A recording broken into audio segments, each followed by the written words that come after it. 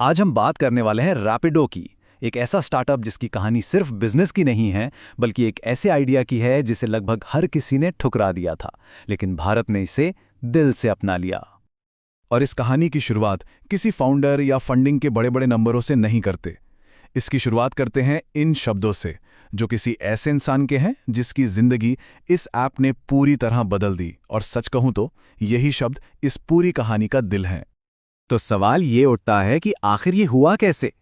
कैसे एक सिंपल सी bike taxi app लाखों लोगों के लिए एक लाइफलाइन बन गई? ये सिर्फ एक ऐप की नहीं, बल्कि एक सामाजिक बदलाव की कहानी है। चलिए इसमें थोड़ा और गहरा उतरते हैं। तो चलिए चलते हैं साल 2015 में, जब इसके फाउंडर्स ने अपना आइडिया मार्केट में पेश किया तो उन्हें जबरदस्त विरोध का सामना करना पड़ा। ये सफर आसान तो बिल्कुल नहीं था। सबसे पहला रिएक्शन तो यही था। मार्केट के बड़े बड़े जानकारों को ये आइडिया बिल्कुल ही अव्यावहारिक लगा। फिर सवाल उठे सेफ्टी और कायदे कानून के। लोगों को लगा कि ये मॉडल तो इंडिया में चल ही नहीं सकता, बहुत ज्यादा रिस्की है। और फिर जाहिर है, सबसे बड़ा डर था कंपटीशन का। सबको यही लगा कि ओला और उबर जैसी बड़ी कंपनियों के सामने ये छोटा सा आइडिया कहाँ टिक पाएगा। ये सिर्फ बातें नहीं थी। स्क्रीन पर ये जो नंबर दिख रहा है ना, इसे देखिए। 45 से ज्यादा इन्वेस्टर्स ने इस आइडिया को सीधे सीधे रिजेक्ट कर दिया। आप सोच सकते हैं, हालत ये थी कि फाउंडर्स को सालों तक अपनी सेविंग्स पर कंपनी चलानी पड़ी।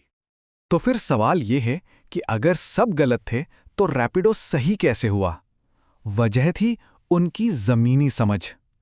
उन्होंने वो देखा जो बड़े बड़े एक्सपर्ट्स की नजरों से चूक गया था। अब ये देखिए, ये बहुत दिलचस्प है।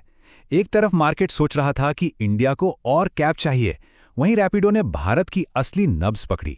उन्हें समझ आया कि यहां असली जरूरत छोटी दूरी के लिए एक तेज और सस्ते साधन की है। उन्हें पता था कि असली भारत को 150 रुपए की कैब नहीं, बल्कि 25 से 40 रुपए की राइड चाहिए, खासकर छोटे शहरों में जहां हर एक रुपया मायने रखता है। और इसी समझ के साथ उन्होंने एक ऐसी स्ट्रैटेजी अपनाई जो आपको किसी बिजनेस स्कूल में नहीं पढ़ाई जाती। ये स्ट्रैटेजी सड़कों पर जमीनी हकीकत को देखकर बनाई गई थी।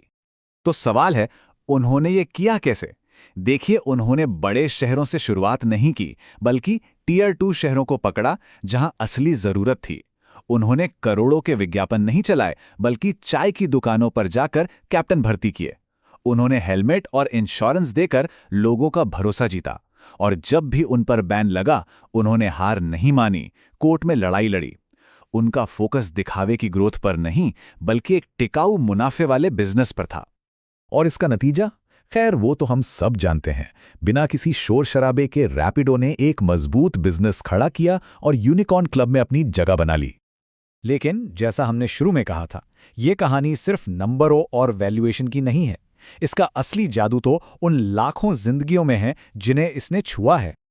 चलिए रवि जैसे हजारों नौजवानों की कहानी देखते हैं जिनकी जिंदगी रैपिडो ने बदल दी। सोचिए, रवि एक दुकान में काम करता था, मुश्किल से गुजारा हो पाता था। लेकिन रैपिडो से जो एक्स्ट्रा इनकम हुई, उससे न सिर्फ उसकी मां का इलाज हुआ, बल्कि उसे अपनी जिंदगी पर एक कंट्रोल और एक सम्मान भी मिला। और शरीफा याद हैं, जिनका जिक्र हमने शुरू में किया था? उनकी कहानी तो इस बदलाव का एक बहुत ही शक्तिशाली उदाहरण है। शरीफा के लिए रैपिडो सिर्फ एक ऐप नहीं था, ये मुश्किल वक्त में एक सहारा था, एक लाइफलाइन। इसने उन्हें आर्थिक आज़ादी दी और अपने बच्चों का भविष्य बनाने का हौसला भी। और ये बदलाव सिर्फ शहरों में नहीं हुआ। मनोज जैसे किसान, जो पहले कर्ज के बोझ तले दबे थे, आज रैपिडो की वजह से दूसरों की मदद कर पा रहे हैं। ये दिखाता है कि कैसे लोग कर्ज लेने वाले से कर्ज देने वाले बन गए। तो जब हम इन सब कहानियों को जोड़कर देखते हैं, तो एक बड़ी तस्वीर सामने आती है। रैपिडो ने सिर्फ आने जाने का तरीका नहीं बदला, इसने कमाई के तरीके को बदल दिया। इसने हर उस इंसान को मौका दिया जिसके पास एक बाइक थी और काम करने का जज्बा था। लेकिन रैपिडो की कहानी यहीं खत्म नहीं होती। कंपनी के भविष्य के लिए भी बहुत बड़े प्लान्स हैं। उनका फोकस अब और छोटे शहरों तक पहुंचने, इलेक्ट्रिक गाड़ियों को अपनाने और अपनी डिलीवरी सर्विस को बढ़ाने पर है। टेक्नोलॉजी और आने वाले आईपीओ के साथ रैपिडो का सफर अभी और लंबा चलने वाला है। आखिर में रैपिडो की कहानी सिर्फ एक स्टार्टअप के यूनिकॉर्न बनने की नहीं है। ये इस बात का सबूत है कि जब कोई आइडिया देश की सच्ची जरूरत से जुड़ता है, तो वो सिर्फ एक बिजनेस नहीं बनाता, बल्कि लाखों जिंदगियों को बदलने वाला एक आंदोलन बन जाता है।